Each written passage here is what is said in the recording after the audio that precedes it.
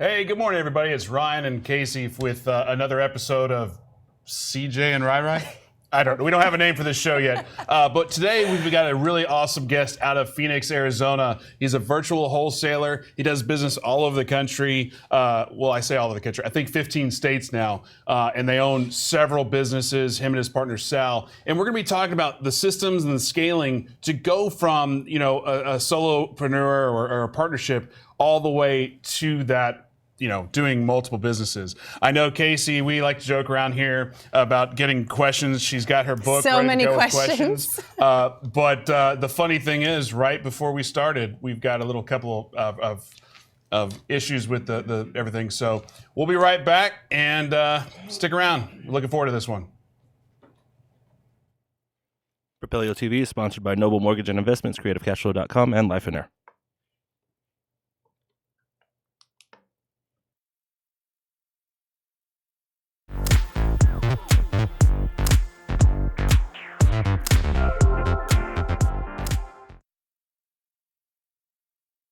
For a very eventful Tuesday, where we're having some technical difficulties. But hang tight, because we do have Carlos nearby. No, we had him, but then we lost him. So, that's the problem about doing live shows. It is what it is. But we'll work through it. It's a live show. So get your questions ready. Go ahead and drop them in the comments. We're watching the YouTube live or watching the Facebook live. But again, our intention with this conversation with Carlos is to go through the scaling and the systems, because it's hard to manage. I don't want to say hard, but it's a different game of managing one or two acquisition guys, one or two disposition guys to holding a big old team. So I see that he's on the air now. So Carlos, if you don't mind, tell everybody in the audience who you are, what a background is, kind of the elevator pitch of who you are for people that don't know you. Maybe they're living under a rock. Okay. Well, I think we got these technical difficulties out the way, right? Yes, hopefully. All right. So first and foremost, man, thank you guys for having me. I'm a huge fan of you guys, Propelio. We use Propelio.com in our business. That's how we run a lot of our comparables out in Texas, to be quite honest with you. And I'm a guy that just, started from the street, the ground up, with the bandit signs 4 years ago, and built this thing to, we have, like you were saying, acquisition guys, dispositions, lead managers, transaction coordinators, admin. I got a chief financial officer in my office. My business partner and I, man, we've been able to take this thing just to the moon, in 4 years. And hopefully that gives people a lot of hope, that you can go from dropping 100 bandit signs every single weekend on Friday at 11 p.m. to, building a multi-million-dollar company in a short time span. So that's who I am. And things are still rocking and rolling, man. That's awesome. And that's one thing that Casey and I were talking on the phone last night about, is when we talked to you today about, really try to get some of the good questions that are just not just the surface level of, hey, look at all the toys, look at all the flash, but really get kind of a step-by-step of going from, like you said, dropping 100 signs yourself with the beat-up truck to having other people drop those signs.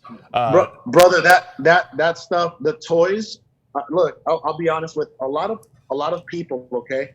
If you're getting into this for the money, you're going to get bored very, very quickly, because as soon as you start hitting 100,000, 200,000, 500,000, 700,000, right? Like this month, we're shooting for 700K gross revenue, and you will think about it. That means that Sal and I would have been bored, and you know what? We make enough money. Let's slow things down, right?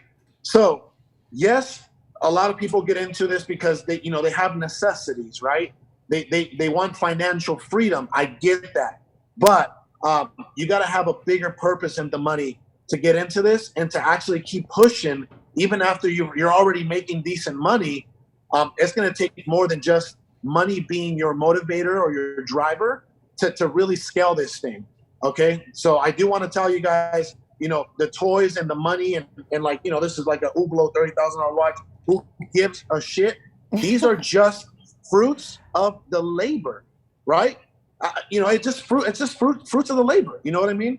So that stuff gets old very quickly. You got to have a higher, bigger purpose. Yeah, and I'm glad you pointed that out because I don't think many people really talk about that. They all talk about the toys like they want them, but I'm glad that you pointed out that it gets old.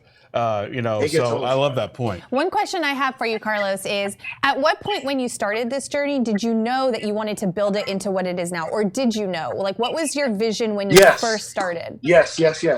Very, very simple. So my business partner and I, we started in 2015, and I'll be quite honest with you, we didn't know what the hell we were doing, and we were very, very scared. Okay, we were very scared. We were so scared that our first of all, our marketing budget at one point. Here, let me give you some real numbers. Right, last month alone, we spent $50,000 on just pay-per-click Google advertisement. Okay, we spent over $30,000 on cold calling. Okay, right. We spent I know it was like 15 to 20,000 on postcards, on mail, direct mail, right? So our marketing now is probably in the area of $90,000 to $100,000 every single month. Okay. Wow. When my business partner and I started, our marketing budget was like $700. We were so scared to spend money on marketing that we would go and get the blank bandit signs, and we would handwrite with the marker, right? We would handwrite, I buy houses, blah, blah, blah number, you know what I mean? And then we actually got our first deal from bandit signs. And then we were still so scared that when we sent out our first mail campaign, it was $2,500 for the mail campaign. It was 30,000 pieces. Well, we split the cost with another company called highestcashoffer.com. They're massively pretty big now. We kind of came up together in the ranks. So we spent $1,250. They spent $1,250. And guess what the return was on that $2,500? It was $60,000. And guess what? We were only able to take home $30,000. This is 2015. Why? Our own fear was our obstacle. If we would have just said, all right, Sal, let's drop to $2,500, we would have kept the entire $60K. And guess what? After that first batch or run, we were still so scared. We did it 2 more times with them, and it was like a total of like $93,000 in total, return, right? ROI on the. We spent $7,500 and we got like 93 grand. Well, if Sal and I weren't so scared, right, and we didn't have our tail between our legs, we would have got 93 grand back just to us in 2015. But you know what? That's all part of the mindset developing, right? We went from seeing marketing as a risk and an expense, as now we see marketing as an investment. So that alone, that little switch in our mindset when it came to marketing, when you start seeing marketing as an investment, a lot of things start to change. So just to clarify, Carlos, you said that had you not been so scared, because you were so scared you partnered, right? That's what you said?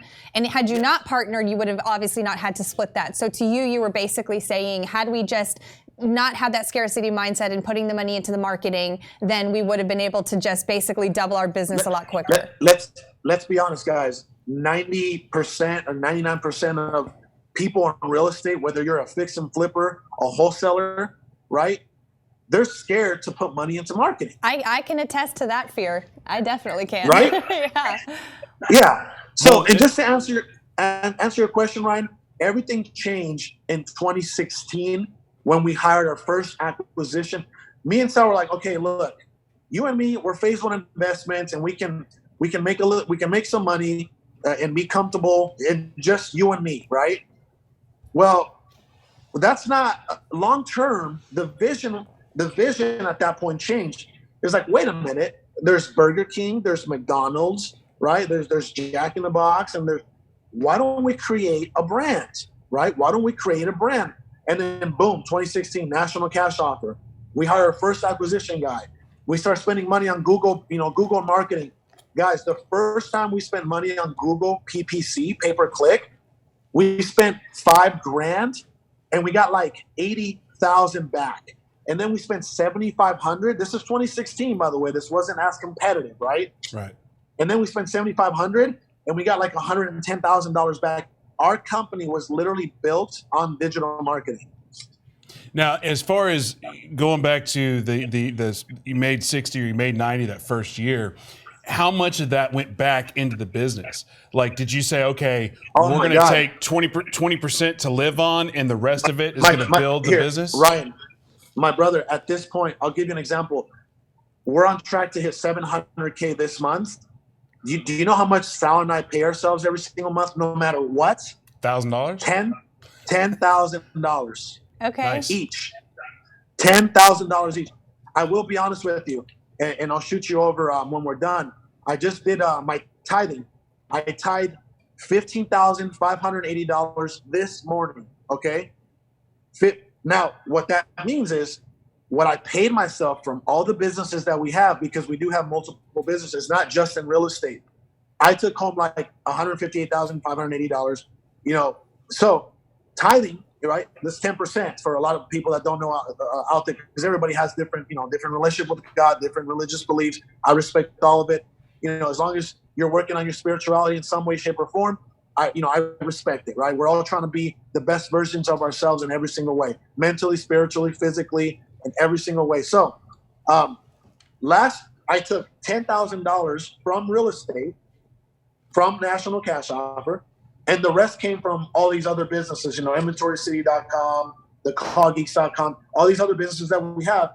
That's where I took, the rest of the money. To this day, Sal and I, we continue to just feed the fire, that is honestly one of the biggest blessings Sal and I, have stumbled across, is keep pumping money back into your company and just watch this thing grow light years. But this goes back to what you were saying about how, if the toys are what the motivation is, it's going to get old. So because if you're making 700, obviously you have all your staff, you have all your expenses, but I'm assuming that you could, if you wanted to, take a sizable chunk to put to your play fund.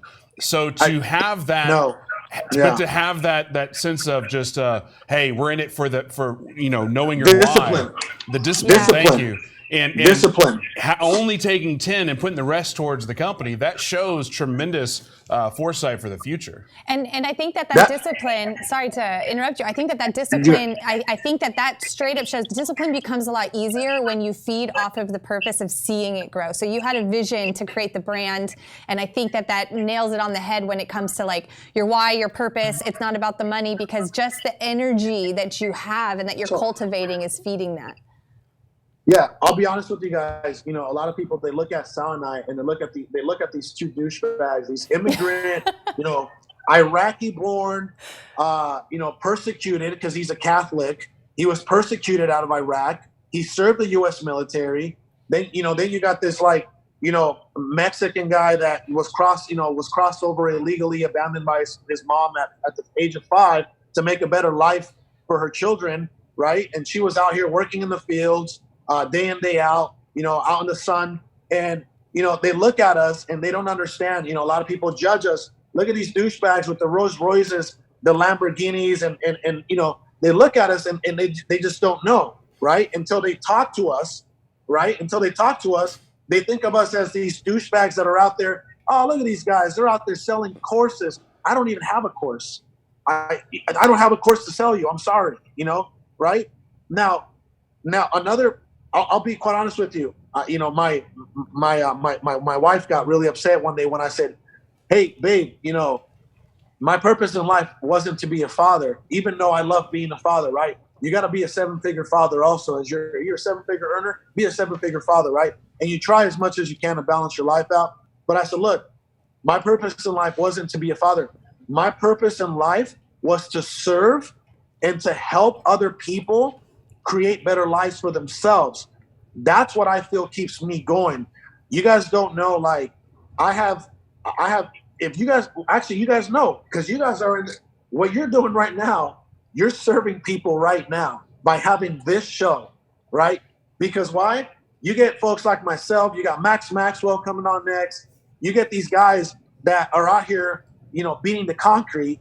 And me 4 years ago, I would have looked at this show and I would have been like I would have been, you know why? Because Right. I did that 4 years ago. I did that with Nick Ruiz. I did that with Sean Terry. I went on webinars. I was hungry.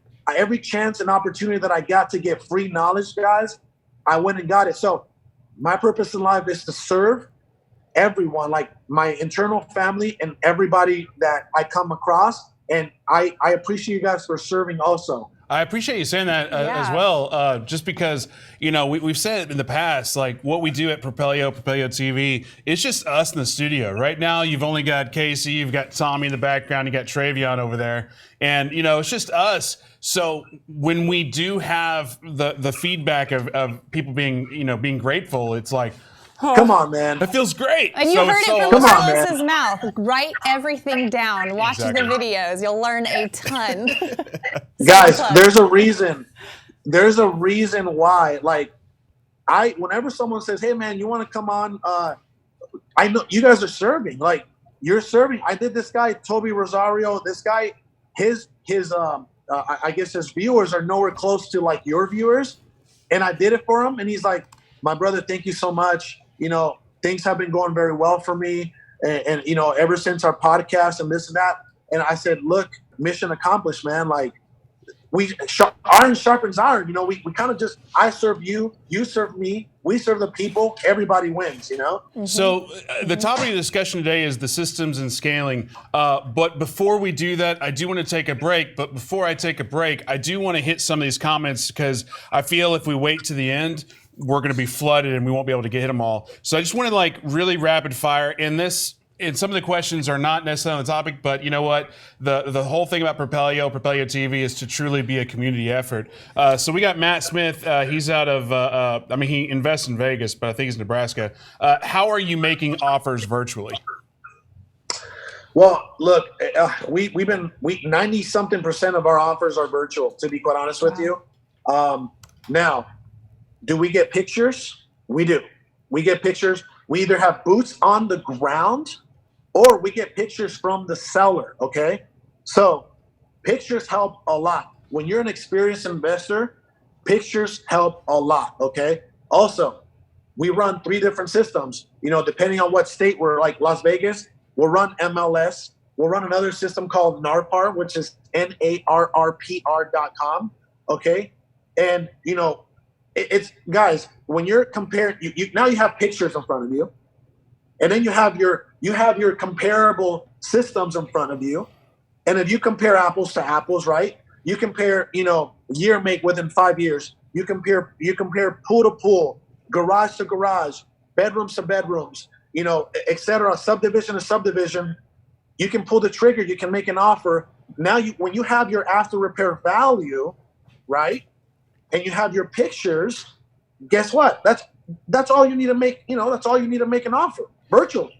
And we send DocuSigns, obviously. Right. So that I think you answered most of it, but I want to give a shout out to Leonardo. He was asking, can you go in more depth on how you give price ranges? If seller accepts range offer, then you get the pictures of property and make exact offer depending on condition, or how do you do that? So, guys, the days of like the 70%, 70% or get it under 70% minus repairs and stuff, that stuff that might be dead. Why? Every single market is different. You got Texas, people are looking to get 12 to 15% return, on their investment as an end buyer. You got Arizona, people are happy with 8 to 10% because it's so competitive. Okay, so you have to adapt to your market, okay? And how do you do that? It's very simple. I have what's called an MAO calculator. I always run like after repair value, minus, 0.93, which usually or times 0.93, which usually covers your agency fees and your double closing costs to the end buyer, right? Because you always want to keep, depending if I'm taking the house down or they're taking the house down, regardless, you got to take those numbers into accountability. Right? So now you have that. You took away agency fees. You took away closing costs. Then you got to take repair costs. You got to do an estimate, right? okay, you know what? This property might need, $15,000 to make it look like the other properties that I'm comparing it to.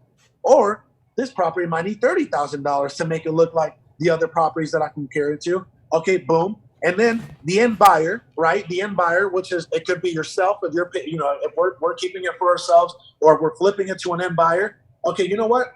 I want to make at least 12% on this property, right? So what's 12% on a $200,000 ARV? 24. That's about 24 grand. So I got, is that correct? Yeah, right? yeah. Okay. I was just showing my math skills.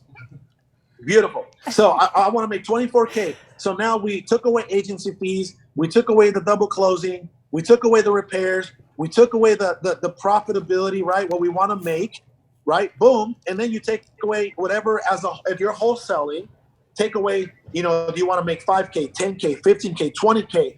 And sometimes you'll be able to make a home run if you still have, if the other numbers still line up for the end buyer.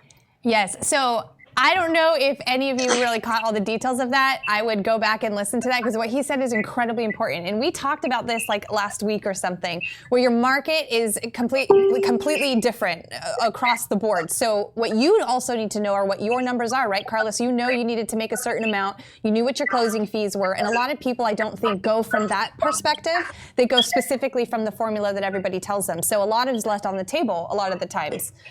Right? I feel like, I'll be honest with you guys. So I feel like a lot of the educators out there these days that, they tell you like, hey, it's 70% minus repair costs, etc. Because it's a very general rule of thumb. You know what I mean? Mm-hmm. So they don't want to overly complicate it. I can only imagine 4 years ago, I would not know these exact metrics broken down the way I break them down now. So I got to shoot my shot, right? I got to shoot my shot anyway. I got to try to get this property. So that's why a lot of educators out there, they do the 70% minus repair costs, minus wholesale fee. You know what I mean? Mm-hmm.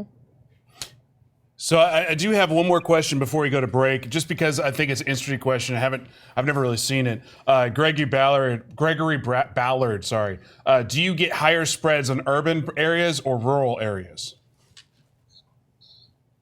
That's a tough question, man. I mean, I've never seen it. I thought that was a good one. That's a good question, yeah.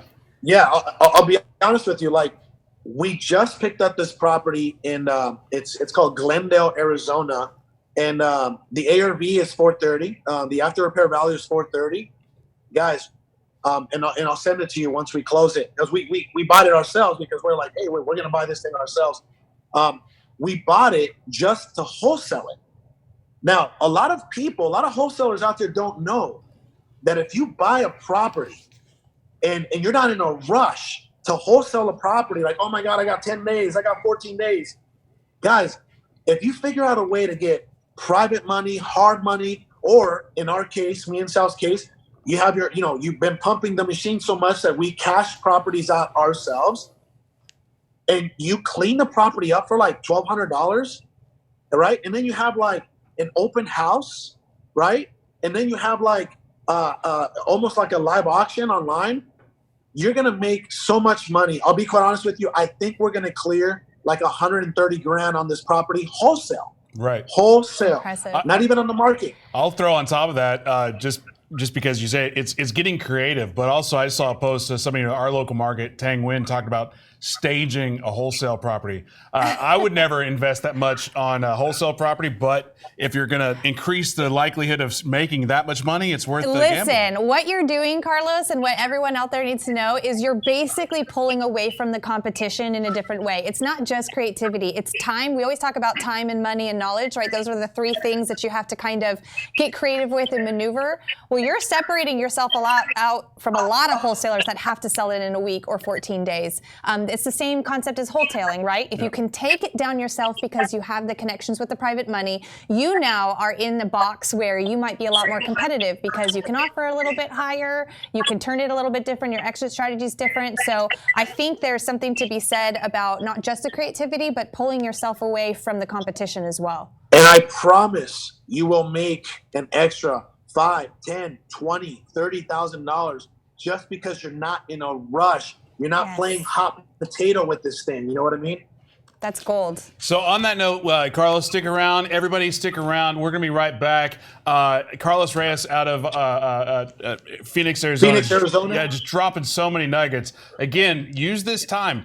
I mean, watch our commercial or not. If you're not going to watch a commercial, go grab a notepad. If you don't have a notepad, what are you doing? Anyway, stick around. We'll be right back. Propelio.com. What does Propelio offer? Lead generating websites, access to true MLS comps, off-market lead lists, and deal alerts. Get them all today at Propelio.com. Let's get to the high stuff, man. Hey, welcome back, everybody. It's Ryan and Casey, Propelio TV, and we've got an amazing guest on today, Carlos Reyes out of Phoenix, Arizona, and you're just dropping so many bombs. So if you're just joining in right now, or if you've joined in the last couple minutes, make a mental note that you need to go back when this is done and watch the first 20, 30 minutes of the gold that Carlos just dropped. So I know we wanted to get into the higher level stuff like we were just talking over the break, but I know Casey, I love to throw her into the bus because she I'm loves always prepared. She's prepared with like the really good questions. I just get off the I'm ready. questions. You guys, see, the difference is, thank God you're talking to a guy, or when you guys bring a lot of people that are in the trenches. You try to bring some guru and some dude that did this stuff 10 years ago, you're not going to get a lot of good, solid answers. That's a good point. That's a really good point, which is why I like bringing people on at different stages of their business. But you've been in it 4 years, and I know that you have built a lot in 4 years from what I have seen and what I know about you. So my question is, so you kind of laid it out where you started, and then you said your first hire was acquisitions. Is that correct?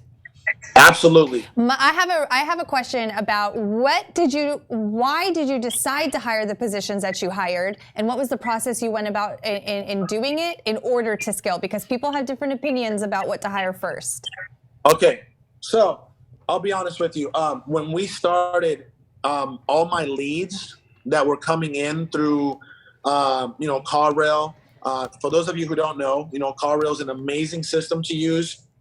For as far as the phone system, and to because you generate a bunch of different numbers for a bunch of different campaigns. You can track down, okay, that's a mail campaign, that's a billboard campaign, that's a bandit sign campaign, that's a digital agency campaign, etc. So I went from notebook, from writing, because Sal's always been like, Sal's the integrator, right? We're both like, we're 50-50 co-founders of our operation. But he's always been like, this guy is, you guys, at one point, you need to bring Sal on. This guy, ask anybody, ask Donnie Ruffin, ask all these guys around. This guy is an engineer, he's a brainiac, right? See, there's a reason, I'll cut you off. There's a reason I only brought you on today is so I could have Sal on there. Because I did, I was first introduced to you on Steve Trang's show, and I was like, man, that's great, but maybe you should separate them. Twice for the same buck. So I'm right there with you, man. That's very, very strategic on your behalf, brother, because you know what? Sal and I, we're two different people, two different mindsets, right? So I'll give you, and just to answer Casey's question, so much bandwidth, right? So I only have so much bandwidth. I can only stretch myself so far, right? And if you're going to market and you're going to market and you're going to put money into marketing, you have to be able to handle that marketing. Mm-hmm. And how do you handle that marketing? You can't handle a bunch of marketing with one person, right? You need help. So you got to hire yourself a closer, someone who's going to contribute to your company. I'll give you a small example. When we hire acquisition managers, right? Because our entry level in our company is a lead/follow-up manager. This is someone who just like makes 100 to 150 calls every single day and follows up on all the leads that are in the system. Well, our closers, their primary objective is to talk to people that are ready to close, right? So that is the reason why we hired an acquisition guy first, to produce more income for the company. a lead manager is not necessarily going to, I mean, yeah, they're going to contribute towards producing more income towards the company, but a closer is going to bring in more money to the company instantly. So I agree 100% with you, Carlos, but I'm going to challenge you on something, and I'd like your opinion on this. In order to, like, not everyone's a closer. It's a skill set that you have to really dig for and find or train. So, and then I find if you do have a really good closer, what's to keep them from staying with you and not going on to their own team? So I think it's a really hard position to hire personally. So how did you find someone that already had that skill set, or did you train them? We run into that a lot. Core values, right? So our company has core values, right? And you got to hire people that are going to align with your vision. And we ask the tough questions, right? Be slow to hire and be quick to fire. You got to ask the tough questions. Hey, are you looking to come in and just learn, a few things, and like in a year you're gone and do your own thing? Because that is not what we're looking for, right? We ask those tough questions right there and then. Also, we have them sign a non-compete, and we also have them sign an NDA, right? And then we put them through our training process, right? Our training process. The first thing we ever have these people read is a book called Flip by Nick Reyes, just to get the concept of what real estate investing and wholesaling is. And then we do some John Martinez training, and then we have them shadow our closers, right? So we put them through an extensive 60-day, period before they're ready to like start, closing their own deals. I will say this though, we put these people on a draw for the first 2 months, and these people they better be able to produce a minimum of 120 grand gross revenue for the company. That is how much that seat costs me every single month. If you're not producing $120,000 for the company, you're not meeting your goals, and now you're costing us money, and you're only going to get like this amount of time doing that before we say, hey, look, this isn't working out. You know what I mean? Did you have that training process already in place before your first hire, or is that something that developed over time? No, that developed over time. Okay. Well, that's going back to earlier, a quick tangent, when you were talking about how your first hire was the acquisition manager, but now you hire the lead follow-up. That's your entry level. So if that's your entry level and then you're training those people, do you naturally go, okay, we really like this person we just hired, but they're better catered to maybe an acquisitions role, or maybe they're better catered to dispositions? Yes. And is that how you determine? I got a guy who has, I think he has 9 deals this month. His name is Alex Ariza. And this guy was a lead manager for 3 weeks. The guy started just closing deals on his own. And we were like, holy shit, like this kid, by the way, he's only 20 years old. Oh, screw that guy. Screw that guy. I mean, good on him. Good on him. If only. This guy, and he's on fire, by the way. And we were like, oh, he's 20 years old. It's going to be a good year, for him to learn, the ropes. And this guy, his delivery, his communication, his problem solving, his tone, right? Like, he started closing deals on his own after like 3 weeks. And we were like, hey man, we want to talk to you about acquisitions. You know what I mean? And the way that our compensation breaks down, our lead managers, they make $1,600 base monthly salary plus 3% commission of every deal they bring back to life. Okay. Now, the way that our acquisition guys break down, by the way, this is free. We usually say some of these things in our momentum event, the momentum event. But Tang knows, because Tang's been he went to our momentum event this past month in February. Donnie was actually a power panel speaker at Momentum, because he's been to the Momentum event twice, and I'm not gonna lie to you, man. Donnie Ruffin is a whole different animal right now. he you know what? That's like family. He's like family to me. By the way, I'm a Cowboys fan, and I every time I'm in Dallas, I go to several games during the season, And I just hit up Donnie, and we go to the games together. That's like my go-to guy in Texas right now is Donnie. Yeah, right? Donnie is actually one of the first people that's been in the studio here. He's been on the shows at least 3 or 4 times, so we're a fan of his, and hopefully he's a fan of ours as well. Oh, he is, bro. Like, a lot Texas wise, like who doesn't know Propelio, in Texas? And now you guys are spreading your wings.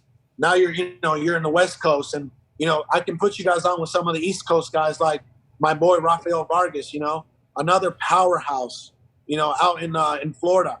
I'll connect you, Ryan, personally. I'll say, hey, Rafael, get on this show. That way Propelio can have its wings go, from Florida to Arizona, California, wherever. You know what I mean? Yeah, that's the dream. But as much as I love to talk about Propelio, let's get back to Carlos and Sal and your systems. So real quick, our lead managers, they do the $1,600 base salary plus 3% commission of everything they bring back. Well, our acquisition guys, their thresholds, their compensation plans, it's 8, 9, or 10% of gross revenue they bring to the company, right? So from $0 to $120,000 produced, it's 8%. From $120,000, $1, to $150,000, it's 9%. From $150,000, $1 plus, it's 10%. That's awesome. I got a guy, Adrian Salgado. Okay, one of the best closers. I'm not gonna lie to you, man. Like, we got some of the best closers in the country. Thank God, right? I got Tino. We call him the whale shark. I got Randy Savage, like Macho Man, right? I got Adrian Salgado. We call him Exotic Adrian because he's always taking his shirt off and taking pictures on like private jets. He does it just for fun, by the way. He's a family man. This guy's going to produce $300,000 for the company this month alone. Ooh. Remember that deal? That deal that I told you that we're doing $130K on gross profit? Uh-huh. That's one of his deals, right? So he calls it March is the road to 300 for him, right? So Adrian Salgado is going to produce $300K. Well, guess what? We're going to write him a check of $30,000, and we're going to be pretty. I don't want to curse too much, but we're going to be pretty freaking happy about writing him a check for $30,000. But you know what I love about that is we talk about it a lot on here because people, when they are scaling, there's that worry. How much do you pay your person? You don't want to pay too much because if you're taking all the risk, you're paying for the leads, you're paying for the systems, but at the same time, you don't want to pay them too little because they'll just run away from you. So you have to find that happy medium of pay them enough to what they're worth, but also build enough loyalty, but also be able to feed the beast. So it sounds like the plan or the structure that you've built, it's working, brother. You're always taking care of them, but it also rewards if you're just kicking ass that much. Yeah, I think it puts a lot of the responsibility on them too. Hey, you make as good as you are in the effort that you put in at the end of the day. I think that's great. I'm not going to lie to you. Like Casey said earlier, we have figured these things out over time. We have gone through a lot of bad apples. We have gone through headaches, heartaches, learning experience. We've had guys that have been there 6 months, 8 months, and it took us that long to get rid of them, right? Do you know how much money that costs our company by having them 6 to 8 months handling our leads, right? Yeah, because you're not only paying them, but you're losing potential deals on. They're not. There's never a bad lead. It's just a bad process of getting. Mm-hmm. So yes, it's taken us a lot. Like it's taken us trial error, beta testing to get to that stage where, okay, Sal, we have to be around 17% in marketing costs, right? Sal, our profitability, we want to be ideally at 60% profitable. That means that 30% should be what should be keeping the machine. You see what I'm saying? 30% should be what's feeding the machine, keeping the machine rolling. That includes payroll. That includes marketing expenses. That includes overhead, like rent and electricity. So 30% is the ideal for every investor out there that is running a multi-million-dollar company to keep as an overall expense. You should be taking home 60% ideally. I'm not going to say that's like 100% possible your first year, especially when you're beta testing. but that is the goal. But that goes back to, talking about feed the machine, feed the beast. You and Sal, as owners, co-owners of this business, only taking $10,000 distribution every month. Exactly. So again, you could very easily take 100, 200, whatever a month. But by only taking 10, you have that, pardon the pun, all in. Shout out to your group. I actually linked your group in the description of the Facebook. So if you're watching and you're not a part of the All In Wholesaling, click it and join it. Not right now, but after the video. But it goes back to being all in on the company and not like hindering the ability to grow for your own personal gain. So I think that's great. My brother, I got a story for you, right? So I got a guy who's part of the All In community. His name is Keith Everett. Okay, he's out of Alabama. They do like 30 plus deals. I'm telling you, Ryan, let me know who you want me to connect you with. I got you. I got you. Okay. So this guy, Keith Everett, Donnie's doing 40 to 50 deals a month. We're doing 40 to 50 deals a month. Donnie's absolutely murdering it, right? So Tank Scaling, Nick Perry down in Austin, the All In community, it's such a powerful community. You know why? Because it's a selfless community. People get on the phone, hey man, this isn't working for me. What's going on, right? We're literally iron sharpens iron. We are sharpening each other every single day, right? So I got a guy named Keith Everett out in Alabama, alabamacashoffer.com. We mentored him a few months ago, and this guy was selling his shoes, his clothes, his personal belongings to get an Uber to get to the next appointment. Do you think he was all in on his vision? Wow. And just to call it back, just because Casey and I, we get to talk some really, really awesome people, including yourself. A couple weeks ago, we talked to a gentleman named the Scott Dickers. He created The Onion. If you're not familiar with that, it's a huge, huge publication that's been around for like 30 years. Millions and millions and millions of people love this thing. And what he talks about, and people they see the company now with millions and millions of dollars in the bank, but they don't see that 8 years in, he was homeless. So it goes back to, as an entrepreneur, it's all the same. It's not about the toys, it's about the process, it's about the grind, it's about the love of the game. Brother, let me say this. When I was in corporate America for over a decade, by the way, corporate America, I used to file exempt for 6 months out of the year just to make ends meet. Okay? You understand what I'm saying? Like, I used to file exempt just to make ends meet. This was 4 years ago. Okay. I know the feeling, like so many people out there, they want financial freedom. I don't know how many trips to Hawaii I'll take this year, God willing, right? These things were just not possible when I was in corporate America. I'm sorry. They just weren't, they weren't. And a lot of people are looking to leave their 9-to-5 jobs that they dread. They drive an hour to their 9-to-5 job. They absolutely hate their 9-to-5 job. There's so much politics in corporate America, right? And it's a rat race, and there's a ceiling, there's a cap, and they're looking to leave their corporate job. But what are they doing to leave that corporate job, right? This is where this next little gem comes, because this is what I had to do. I took, first of all, I got screwed out of this major position, which was one of the biggest blessings in my life. Being screwed out of a position to be like a regional manager was the biggest blessing in my life, because that's when my mindset changed to, you know what? The politics in this thing disgust me. I got to figure something out for myself, right? So I got screwed, and I said, you know what? I'm going to demote myself now, and I'm not going to work 7 a.m. to 7 p.m. for you guys and slave myself. I'm going to work 7 to 3. And you know what I'm going to do from 3 p.m. until my energy gives out? I'm going to work on leaving this company. That's a Gary Vee thing right there. Everybody loves Gary Vee in this business, but he's like, yeah, do your 8-hour job. But when you get home, spend time with your family. But from 7 o'clock at night to midnight, work on your side hustle. I'll be honest with you. The first few years, you got to have that talk with your wife. You may not be able to spend a lot of time with your family. Right. You may not be able to spend a lot of time. And you know what? They have to understand. My wife used to write our bandit signs manually. So now she she's benefiting from her hard work, right, and her sacrifices that she had to make. So again, when you're not at your 9 to 5, do not go home and watch TV. Okay, you may have to put friends aside, hobbies aside, family aside.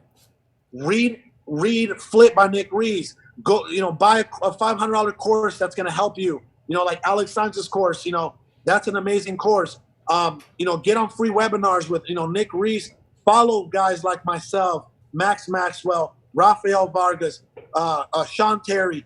Follow these guys that are dropping gems every single day on their Instagram. And guess what? Soon you might be on the other side of that table, because that's where I am at now. 4 years ago, I wasn't here. So speaking of following these guys that have done it, and just to, try to make this, I know we're all over the place, which is amazing, because everywhere we're going, every door we turn, there's so many gems, so many nuggets. But what's the second hire? You got your acquisitions person, and then, we later learned that now you hire a lead follow-up person that turns into whatever. But what's the second hire? After that acquisition person works out and you're like, okay, now we can start scaling. What's the next step? As soon as you, I'll be honest with you, I have worked every single position in my company. I've been a cold caller. I've been a bandit sign dropper. I've been an acquisition guy. I've been a disposition guy. I've been a transaction coordinator, right? If you're not taking notes, those are all positions you I'm need to have in your currently all of business. those things. Okay. I have worked every single seat in my company or in our company. And Sal has done Sal's the systems guy. This guy is insane. Like, our company would not be nowhere near where it is if it wasn't for him. Why? In order to scale, you got to have systems, and you got to have people in place, right? You got to have the systems, and you got to have the staff, the personnel. Okay. So we hired a disposition. We hired a disposition guy, right? So what our disposition guy was able to do, okay, as soon as I hired my disposition guy, as soon as we got the acquisition side of things rocking and rolling, I was able to start working on the company, not in the company. Right. So, right there. Right. So our disposition guy, what is he focusing on? He's focusing on selling deals and maximizing on our deals. It is so difficult to land deals. You got to maximize on these deals, right? You can't just be in a hurry to get rid of it and give it away. You spent marketing dollars, man hours, everything you can think of to get this deal. You don't want to just give it away. So our disposition guy, his primary focus is to maximize on every single deal. And our acquisition guy, you see how you don't want one person wearing all these hats, right? You spin too many plates, eventually the plates crumble. Exactly. You can't be chasing all these different rabbits. You're just not going to maximize on your potential if you're chasing all these different rabbits. So to clarify, was your second hire a dispositions guy? It was. So what I want to do right now is I want to take another break, and again, dropping so much gold, and I don't really have anything scheduled after this, so I'm going to keep Carlos on the line as long as he lets us. So I appreciate actually, before we go, let's get to another question, just because it's for sure. Because it's relevant to what you just talked about. Gregory Ballard, what does your dispositions manager or guy do on a daily basis? Is it just emailing your buyers list? No, not at all. So his name is Jaden Putney, and they can locate him. And the guy's so the culture in our entire movement is being selfless, servanthood, right? So if this guy sends Jaden Putney a message, hey man, what does your day-to-day consist of? Jaden Putney will probably give him a breakdown, but I'll give you a quick breakdown. This guy is responsible for acquiring or adding at least 100 solid buyers every single week to our folder, our portfolio, right? Go ahead. Real quick, I just want to interrupt you just because you just said 100 new buyers a week, and I know because people. The reason I highlight that is it seems like everybody's like, how do I add buyers to my buyers list? And if they can add 5 or 6 more a month, they're solidly happy. So 100 a week. Guys. My mouth was like, what? there's by the way, if you go to cashbuyersplus.com, you can literally get every single buyer, not only realtor but investor in your market. Can you drop that Solid. again? Cashbuyersplus.com. I'm taking notes on the side here. Yeah. So is Oh my God. our guy behind the scenes. I'm like, Tommy, like, I know you love the notes, but do the switching. Yeah, you go to cashbuyersplus.com. Ask around. Everybody who's been to cashbuyersplus.com, they're like, oh my God, I found so many buyers. Do you know what happens when you have more buyers? You need more You're deals. able to maximize on your deals. And you know what? Every single buyer has a different criteria. You are able to get more deals according to their model. You know what I mean? Right. But this is a callback in right before we go to break. A callback to what you said earlier. If you have more time in your deals, if you only have 3 days, you have to jump through hoops. But if you have 14 days, 20 days, 30 days, you can get creative with what you're doing. And like you said, maximize the opportunity you have. I'll tell you what, every time you get a property under contract, do a 21 business day agreement every single time. 21 business day agreement. That seems to be the sweet spot for us, to give us more than enough time to come up with a solid exit strategy. And also, very, very quickly, make sure what we do, our acquisition guy, he does what's called a handoff to our transaction coordinator, right? Hey, our transaction coordinator, her name is Dora. All right, Mr. Seller, if you do need anything, obviously I am available. But Dora, I don't want to step on her toes. She's going to be taking it over, moving forward. So if you have any questions, she will be in contact with you consistently throughout this process. So that's another thing. Now you have your 21 days, but you have your transaction coordinator texting or calling these people, letting them know where we are in the process. And guess what that does to the seller?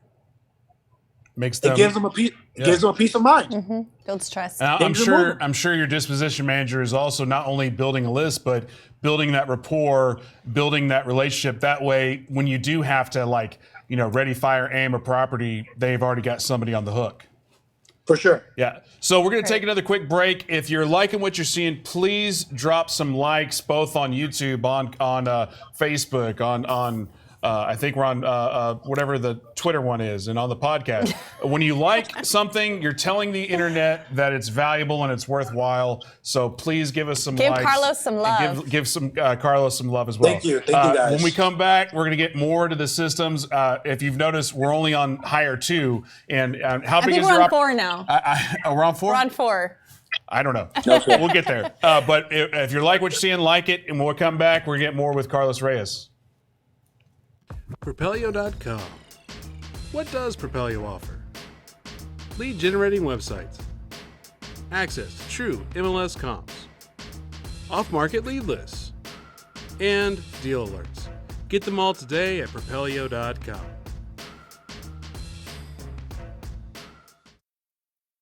Yeah. So we're back. Thank you everybody for watching. I saw a lot of likes, a lot of love coming through the feed. So, as far as the hires, once you've got your an acquisitions guy, then you got a dispositions guy.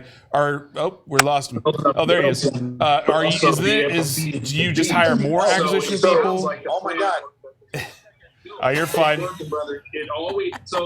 is going on? We're having some It more sounds like technical he's got difficulties. Facebook Live on in the background. Just put mute. Oh, he broke it. While we wait for Carlos. Yeah, while we wait for Carlos, this is a perfect opportunity to talk about Propelio.com. If you need leads, if you need websites, if you need investor-friendly websites, off-market lead lists, if you need access to true MLS comps, check out Propelio.com. We actually do a 7-day free trial, so it's risk-free. You don't even have to drop your credit card. Right now, we're in specific markets. We're in Texas. We're in Phoenix. We're in St. Louis. We're in Miami, most of Florida. We're in most of Texas, and we're Chicago, and we're there right now. very, very, very soon, we will be national. We will be doing national leads. We will be doing national comps. We will have a national Driving for Dollars app. So if you're not following Propelio.com on Facebook or on Instagram or on Twitters or whatever, I say Twitters, check them out. Twitters. And also, if you have friends in those markets where you heard that they're expanding, which is pretty much everywhere, I think eventually, go ahead and tag them in some of these videos. Share some of these videos with them in other markets, just to give them a little taste. Anybody who's wanting to get into real estate, I'm sure you have a friend somewhere that wants to learn a little bit. So that would be awesome. And while we're waiting for Carlos to come back, just give a couple shout outs. Renee, Leonardo, Gregory, a lot of people on David, Ed Chambers on YouTube. Thank you so much for watching. I know there's a lot of people on the Facebooks as well. Dimitri, Chris, Matt Smith, a lot of old people, a lot of new people. So I really appreciate it. If this is the first time you're watching Propelio, please like, follow, share our page. We have content like this every single day, and we try to do it multiple times a day. So I heard just a ding in my ear. So Carlos is back. Appreciate having you back, man. God. So we were talking about how you got your acquisitions guy, then you got a dispositions guy. Your next hire or your next series of hires, is it more acquisitions, or do you start doing office management? Do you start doing back end stuff? When do you start adding that into the fold? So,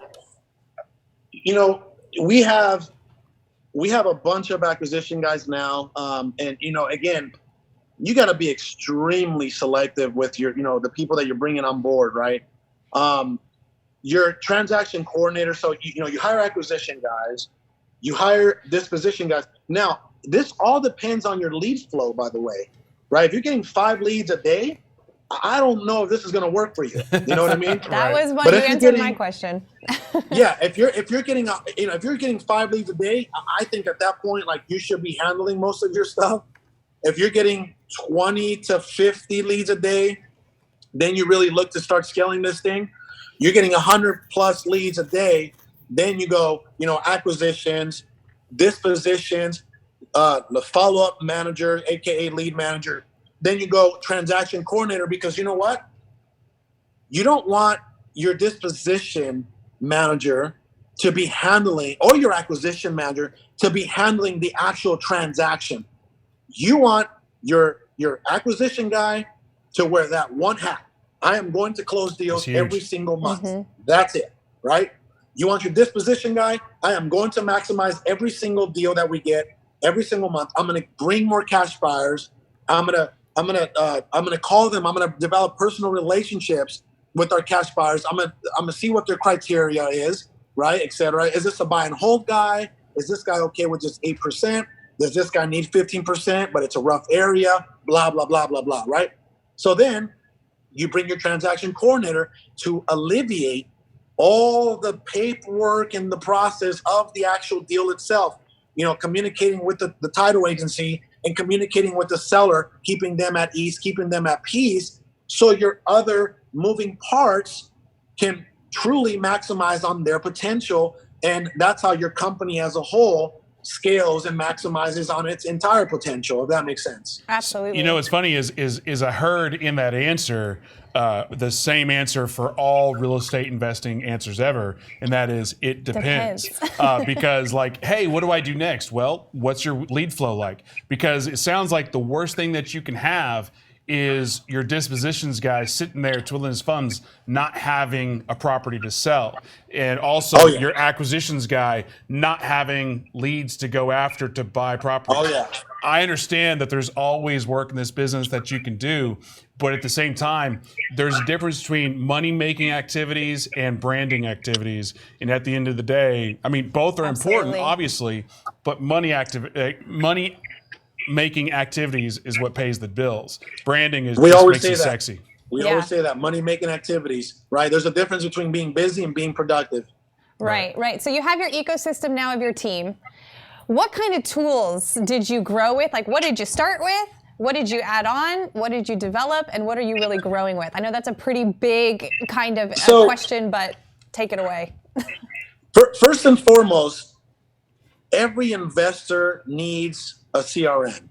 Amen to that. Every investor needs a CRM, okay? you cannot live off a notepad. It is not efficient, and you are going to miss out on a lot of money, a lot of deals, right? So we use Podio, okay? Podio, in our opinion, Podio.com. Podio, the reason why we love Podio over every single other system out there is because you can mold it to fit your business model. Whether you're a single investor, or or a partnership, it's two guys, or you have a massive company, right? So you can mold it, and you can actually go into investorautomation.com, and you can see that there's different Podios there that one of them will fit your present business and its volume and its structure. So every investor needs a Podio. Do you not know how many leads are going to slip on a notepad, right? Mm-hmm.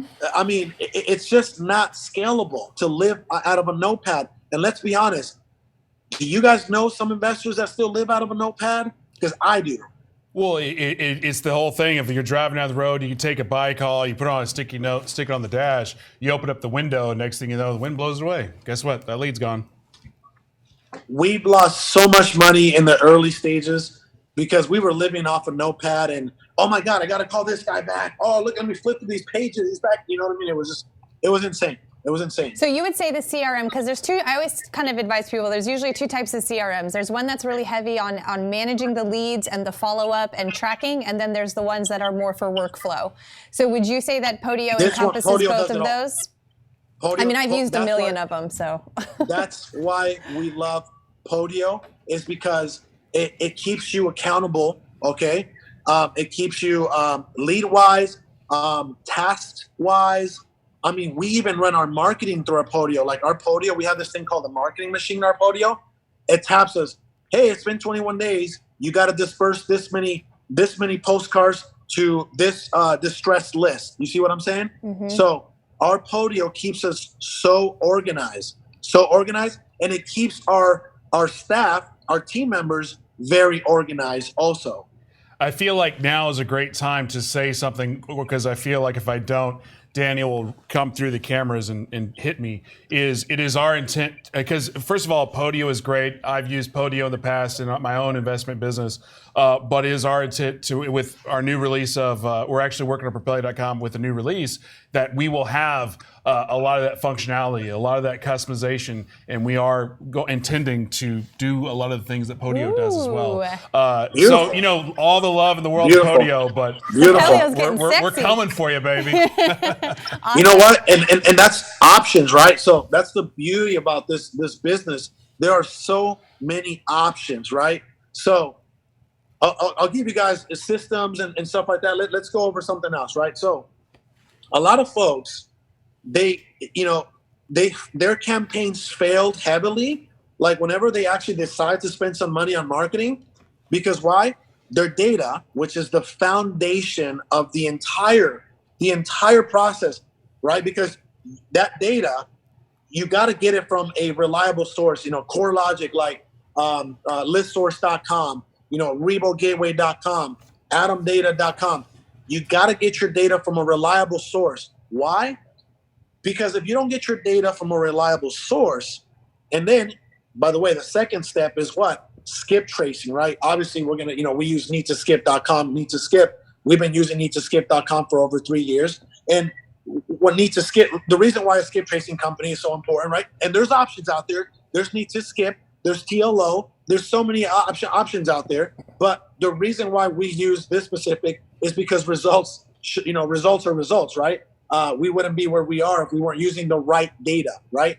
And where I'm trying to get to is your data. So all the investors out there and all the wholesalers out there, your data is the foundation to the entire thing, because out of your data, right, you give it to your cold callers, you send mail to it, right? You see how it is literally the foundation, and all these other things are just pillars, right? Whenever you're marketing to it, they're just pillars to the data. So that's another thing when it comes to systemizing and tools. Make sure that you pay for data, guys. Guys, you're gonna fail so heavily. Have you guys?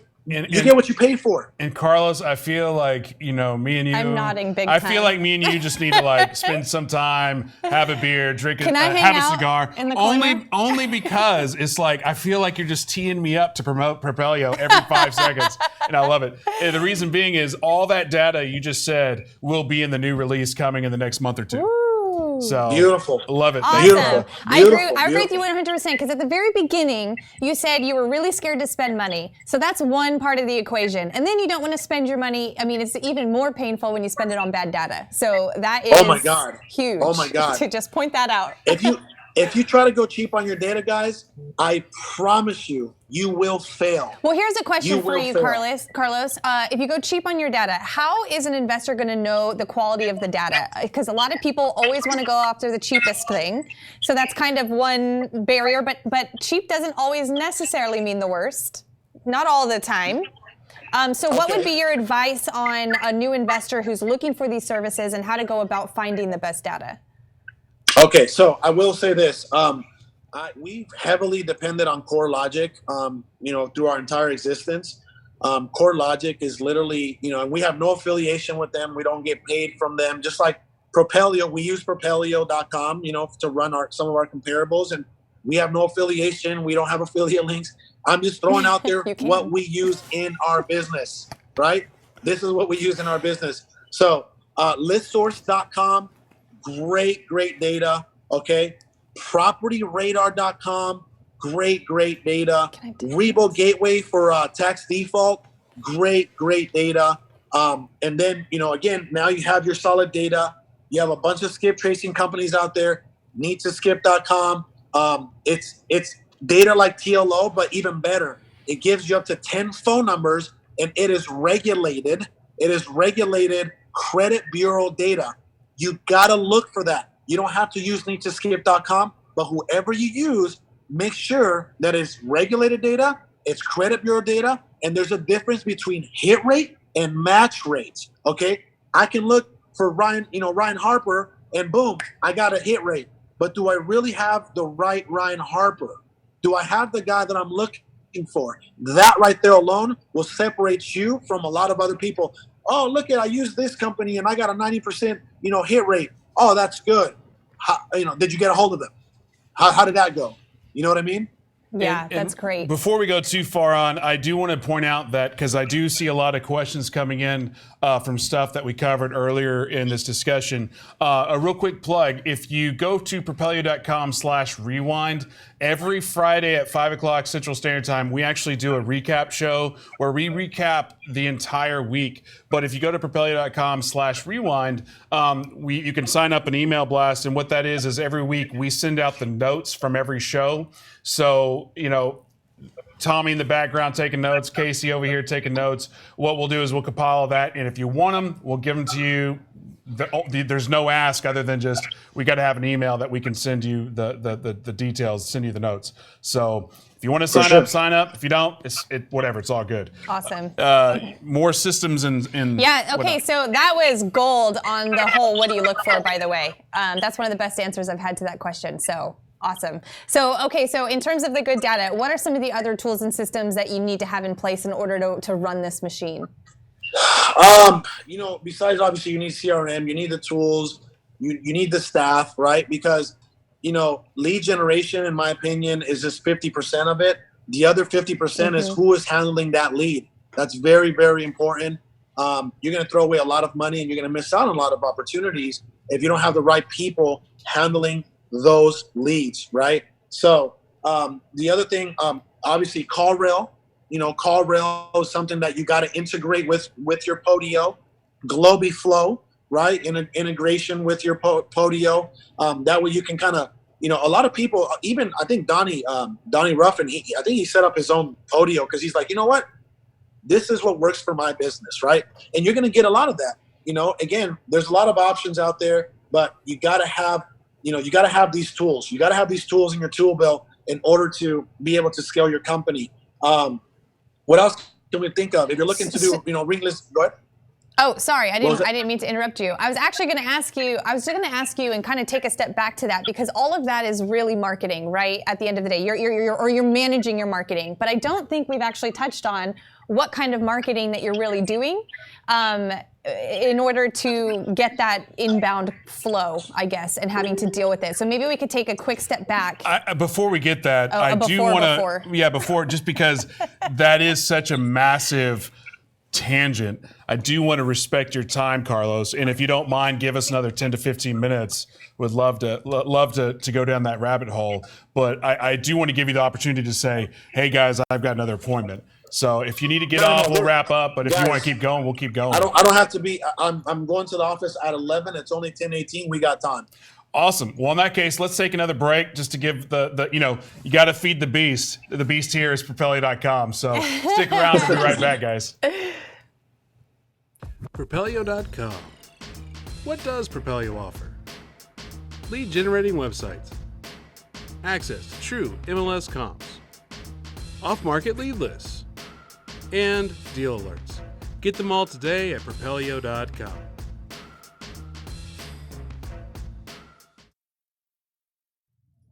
Hey, welcome back to, I don't know what the name of this show is, special CJ and Rai with Carlos. Well, it's just Carlos Reyes, let's be honest. Carlos Reyes. Today we're talking so many gold nuggets with Carlos. Again, if you are just catching in or if you just started watching the last couple minutes, make sure you make a mental note to watch from the very beginning. There's so much gold being dropped, so many gems, everything. Before we went to the break, CJ, I asked a bomb question. CJ asked a whole other 2-hour question about marketing. So let's just go ahead and start going down that rabbit hole. Do you want to re-ask the question? Well, I believe that Carlos can make this super succinct because you've been doing a really great job. So I think a lot of people are probably going to want to know, just to reiterate, what kind of marketing are you currently relying on or doing or find the most success with? And has it shifted over the 4 years that you've built the business? Yes. So I'll be quite honest with you. Digital marketing, like our company, was literally built on Google pay-per-click. That's what it was built on. And there's a lot of folks actually that use Magnus Digital, Magnus digital.com, Magnus Digital to handle pay-per-click.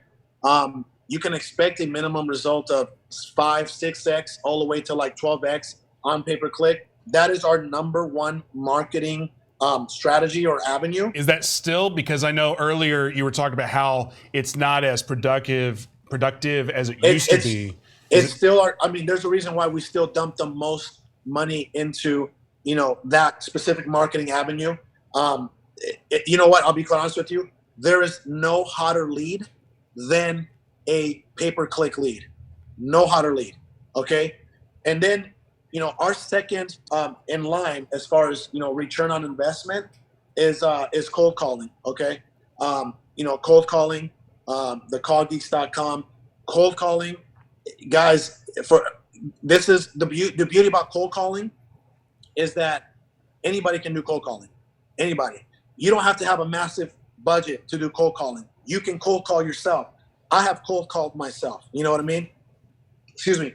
When I started cold calling, it was the days of Mojo, Mojo.com, mojosales.com. Mm-hmm. And then now we're at allindialer.com, which is ZenCall. What happens is the reason why, even though we have no affiliation to ZenCall is its own company, allindialer.com, we were able to negotiate a price that is actually cheaper than Mojo, and it's 20 times better than Mojo, allindialer.com through ZenCall. You'll get it for $90 a month, all included. So, again, we got 85 deals alone last year from cold calling. That was one marketing stream, okay? And I'll be honest with you, it took us over 12 months to actually be good at cold calling. We used to struggle with cold calling.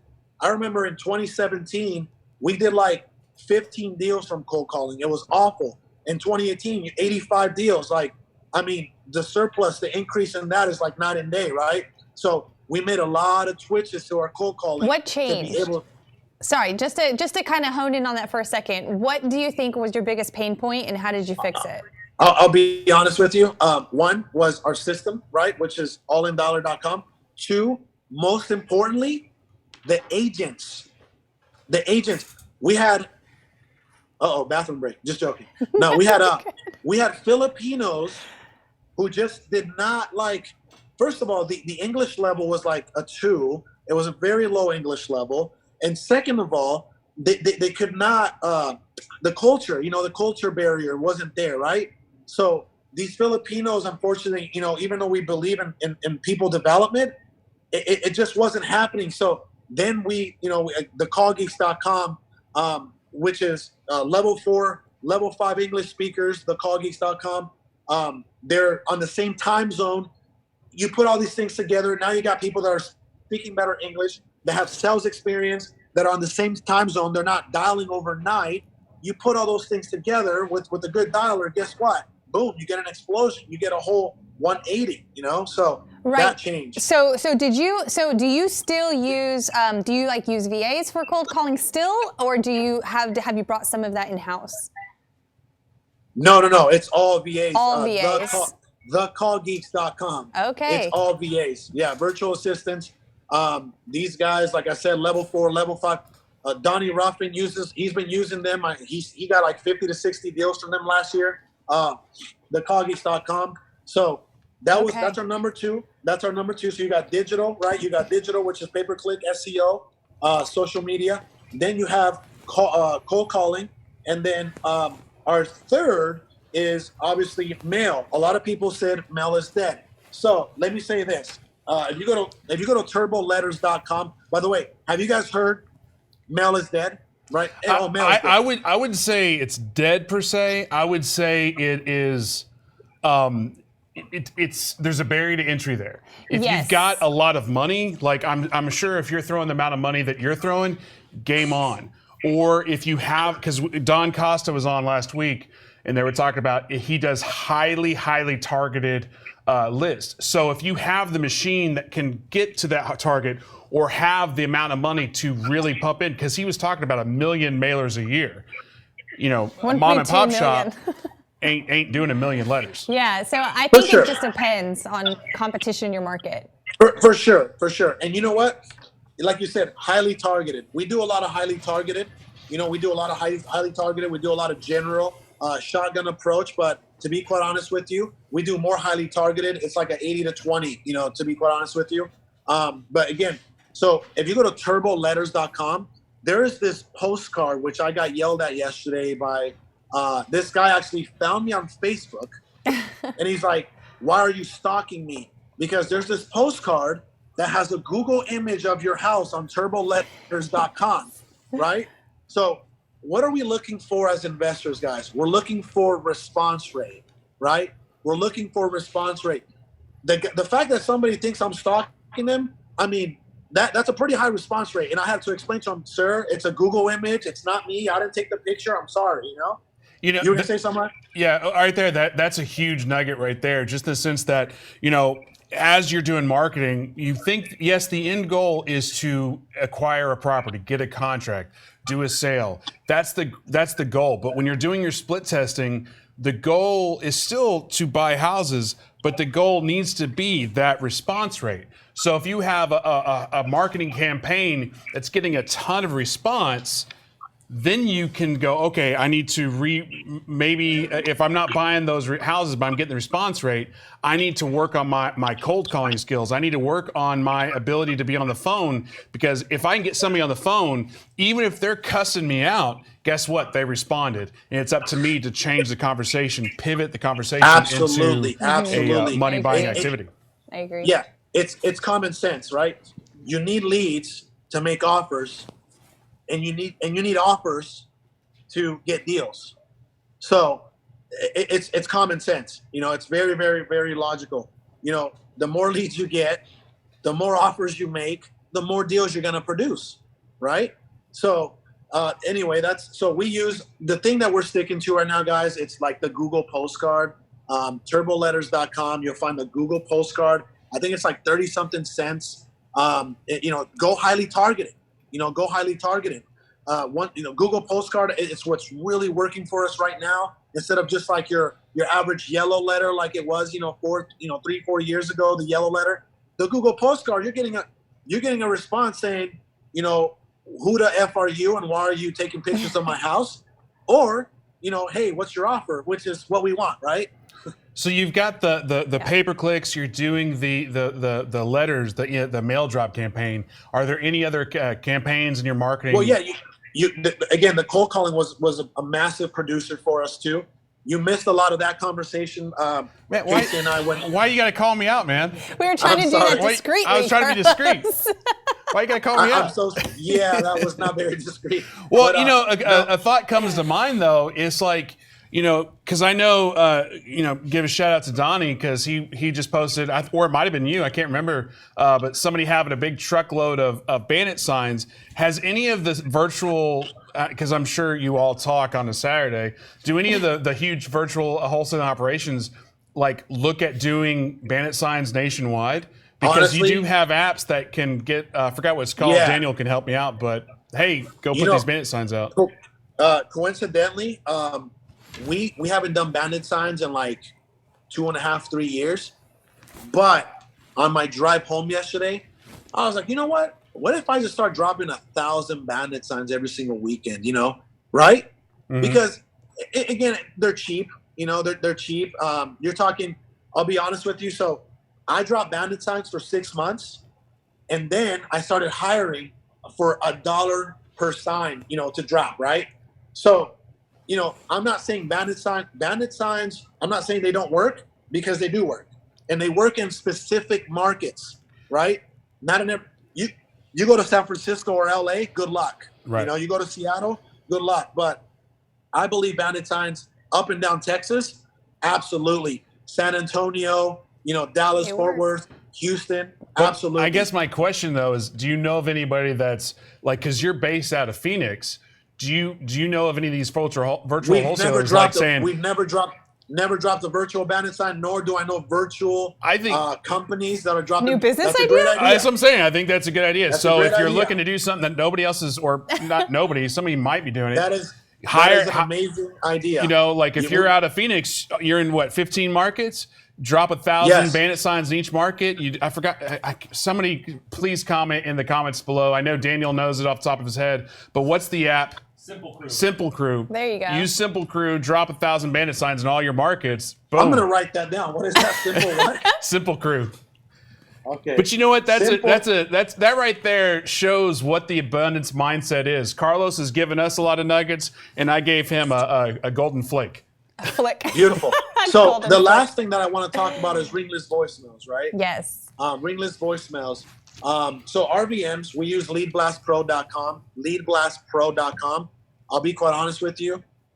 We drop 30 to 50,000 RVMs every single day. Okay, they're very cheap. The reason why I like leadblastpro.com is because you only get charged, unlike all these other companies like Message Communication and all these other companies, you only get charged per delivery. It is 5 cents a delivery. Now, a delivery means either somebody answered or a voicemail. It doesn't mean a fax machine. It doesn't mean disconnected like all these other companies that are out there raping everybody. This is per delivery. Leadblastpro.com. RVMs, guys. Now, let's talk about systemization, right? How are you going to handle all this marketing? We're dropping 30 to 50,000 RVMs every single day. How are we handling that?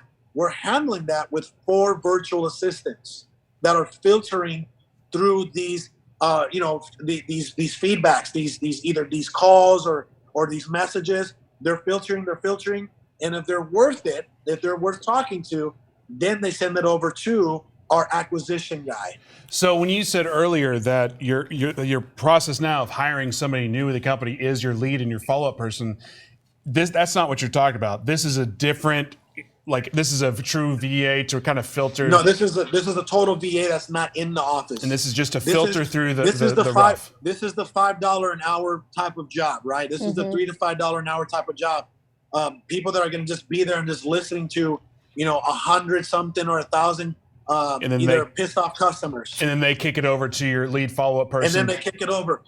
And by the way, so I want to let everybody know, acquisition-wise, we have a round-robin setup, right? So whenever a PPC comes in, round-robin to one of our top guys. By the way, only put your top acquisition guys on pay-per-click, because pay-per-click that is your most expensive cost per lead. You're talking anywhere from $100 to a few $100 depending on the market you're in. Okay, so only put your top guys on pay-per-click callbacks. So this goes back to what you were saying earlier about like when you have employees, if they're a dud employee, they could be expensive. So if you have a dud employee calling on your most expensive stuff, you know, that's a no-go.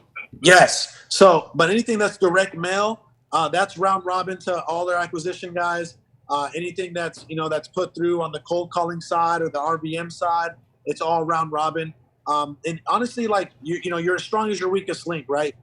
You don't get to be an acquisition guy unless you are an acquisition guy. Like unless you are a sales guy. Yeah. You got to be a closer. Do you do like any kind of disc test to get that, or is it more like once we get into you in there, we can see Closers know closers, right, Carlos? She is so. Oh my God! I swear, like, are you trying to swear? It's true. She is so right. When we interview people, she is so right. I know from an acquisition guy, being an acquisition guy myself, I know when I'm seeing a closer in front of me. You know what I mean? It's true. So you smelled it on Casey, didn't you? You smelled it. Yeah. But I will say this. One thing that I learned from Donnie is, you know, I don't know if you guys know Donnie's story, but, you know, he used to run a marketing company that was a door-to-door, like door knocking, right? So I started hiring, you know, car sales guys, door knockers, you know, whether they're selling solar or they're selling pest control, whatever. I want guys that are hungry. By the way, I want guys that have sales experience, and I want guys that know what it's like to survive off commission only. Yeah, it's huge. So I want to respect your time. So I want to give us about 5 to 6 minutes, but I also want to give enough time for you to plug whatever you got going on. I know you got a lot of mentorship, not mentorship, but like you've got your very successful events. But I want to give time because again, I know Casey comes with all the good questions. I'm just here for my sexy looks. So Casey, what you got? By the way, that jacket, I've been wanting to tell you, that jacket is so sexy. Yeah, Thank you, man. Next time you're in town, I'll take you to where I got it, and you can decide if you want to. That is a sexy get one jacket made as well. It is. I love Daniel Moore got it for me for like my 1 year anniversary. I was thinking of here. making a dress out of the same material as his co-host. I don't think he could afford it. He probably doesn't pay me enough. Wow, look at this guy. I'm just playing. My goodness. So I saw a question that was kind of in the stream, and it's something that I had actually down as well. So you emphasize that you've built this system, you've got this beast now. You are working now on your business versus in your business. And I would say from the perspective of where you are right now, what is the, like, you know, what do they say? 20% of your activities produces like 80% of your income, that whole saying. What is your top 20% that you spend your time on now? So, you know, usually I'm always like, I've always been a people guy. So I'm in charge of our entire acquisition team. I'm in charge of my acquisition team. Sal's in charge of the disposition side. I'm in charge of purchasing every single property that comes through the door, right? So I do spend a lot of time with my people. I do. But I'll give you an example. Like right now, I'm trying to raise private money. I'm trying to raise about $10 million, private money.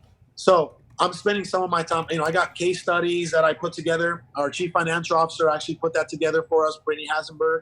And I'm trying to raise money. You see how? So what happens is, if I raise $10 million here in the next, 30 to 60 days, what is that going to do for our company? You see what I'm saying? Mm-hmm. So that is working on the business, right? So that's what I spend. I spend time on like, okay, what's the next big thing? I'm always trying to stay ahead of the wave, right? I'm always trying to stay ahead of the wave.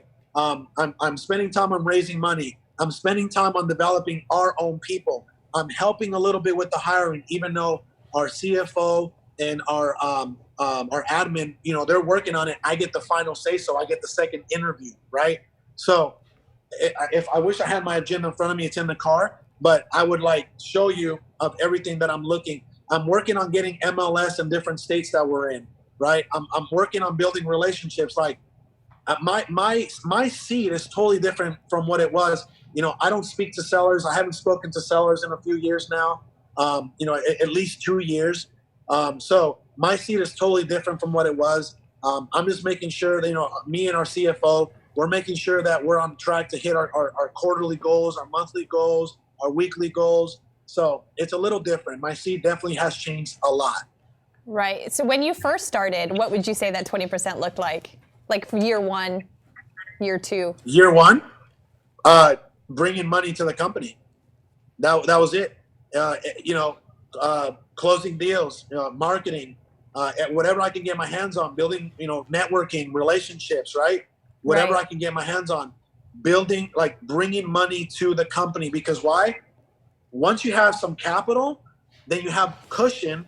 Once you have some capital, you can do so many different things. All the things that you want to accomplish, you're going to get there much quicker once you build some capital and, feeding the beast, of course. Right. Very So good. you've dropped so many nuggets today, and I really appreciate it. But I also want to respect your time because I know you got to jump out of the house to go to your appointment. It's all good. What, out of everything we talked about, what do you think is the most important thing as a real estate investor when they're looking to scale and take it to the next level? What is that one thing that they need to, well, not the one, but what is that first thing they need to look at?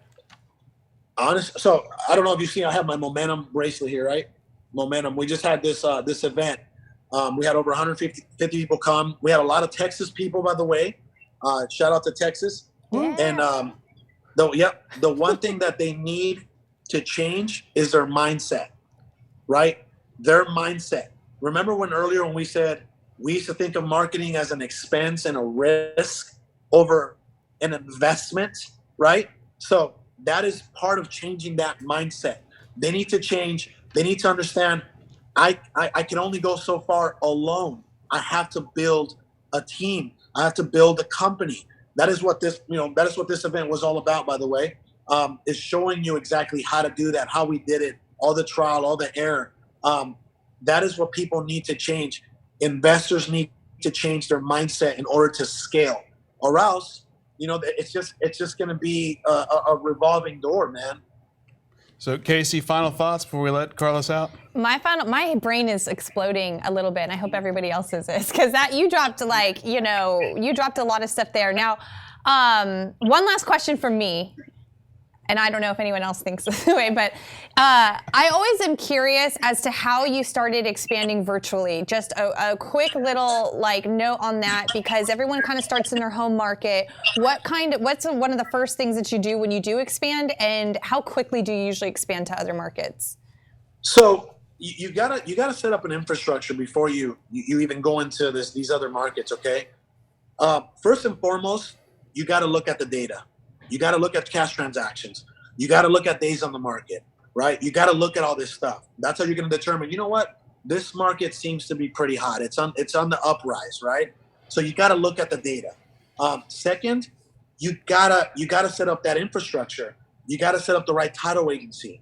You got to set up boots on the ground that will go to these appointments for, $100 or $200 to take pictures, to talk to sellers if needed, right? Because it's, 99% of the time we're sending a DocuSign, but sometimes, some folks are old fashioned and they want to see a piece of contract right in front of them. So you got to set up that infrastructure. And then you got to set up MLS in that area. Or if you don't have MLS like in Texas, then go with Propelio.com, obviously. So you got to set these things up in order to expand virtually. Set up an infrastructure. There you go. So I think it's time to wrap up. I know you got to go. Other than our community all joining All In Wholesaling right after this, the link's above in the Facebook. I'll drop it in the YouTube comments as well. Go to All In Wholesaling, join that group. What are some final thoughts from you on this subject? Also, how can our community help you, and when's your next event coming up? And tell us a little about that. Okay, so we're launching for the first time ever, because Momentum's been all about building a multi-million-dollar company, right? Momentum is for your advanced, I'm already doing pretty good deals, but I need to build this massive company. That is what Momentum is about. We are throwing an event in June called All In Freedom. So allinfreedom.com.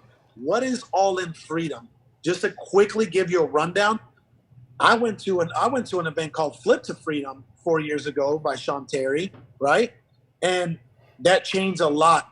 That changed a lot for me, right? So All In Freedom is for those people who are looking to leave their 9-to-5 jobs, for those people who are looking to make a lifestyle or career out of real estate, or and get deals going. Or it's also for those people who are doing 1 to 2 deals, but are looking to scale to, 5 to 10 deals. Allinfreedom.com in June, that is what we're going to be going over. Again, it's kind of like a ladder, right? You go to All in Freedom, we build you that way, you become successful. Okay, the next step is what? Momentum. That is when we help you build a massive team and a multi-million-dollar company. That is when the true, financial freedom comes.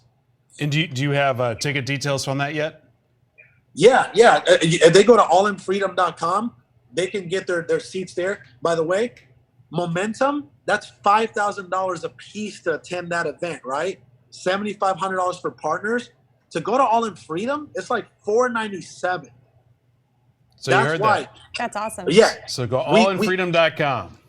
Yes, we want to be able to provide not only to the guys that are already doing well, but we want to be able to provide freedom for those people who are, were in my seat 4 years ago. That is why we're doing All in Freedom. Well, if the event's anything like the past hour and a half, I'm sure there's going to be a lot of blown minds. So again, thank you so much, Carlos. Is there anything that we missed? Any other plugs? How can we help you other than all being in? Is it going to be in Phoenix? It's going to be in Phoenix, yes, sir. Other than being in Phoenix in June, what can we do to help you out? Honestly, I want to put you in contact with, some heavy hitters. I want to help you. We're serving, we serve first. Our life has always worked very well because we serve first, and then magic happens for some reason. You know what I mean? So I want to serve you first, and then we'll see how we can serve ourselves, serve each other in the future. And if we want to be on your buyers list? Oh, yeah, let's do it for sure. I got you. So how does the community be on your buyers list? Okay, to be on our buyers list, very simple. Reach out to Jaden at equityfuse.com. Jaden at equityfuse.com. There you go. Well, thank you so much, Carlos. Again, Thank you, guys. everybody that's watching, please help us out. Give us those likes. Give us love. Carlos drops so many bombs. Give us likes. That tells the internet that it's as good. Casey, anything? I'm speechless from it all. I'm gonna go back and watch this again actually when I get off. So thank you so much, Carlos. It was awesome meeting you, much love for talking you to guys. Much love. As everyone should. So again, thank you so much. Thank you to Propelio.com. 7-day free trial. And if you've been listening, if you watch the replay, we've got so many new products coming in the future. So stick around, give us likes, and we'll see you next time. Thanks again, Carlos. We'll see you guys. Thank you. Much love, guys. Thank you. Hey, thanks, brother. Propelio TV is sponsored by Noble Mortgage and Investments, CreativeCashflow.com, and Lifener. Hey everybody, I'm Ryan with Propelio. If you like what you saw, please subscribe. Turn on those notifications and stick around for more. We have tons of content like this all over our channel. So if you want to learn more about real estate investing, stick around, watch Propelio TV, and we'll see you later.